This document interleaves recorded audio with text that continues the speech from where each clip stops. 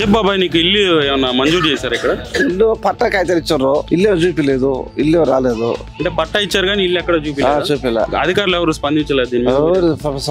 ఏం లేదు. మీరు చెప్పారా ఎవరికన్నా? చెప్తాను, వారంటీ కూడా చెప్తాను.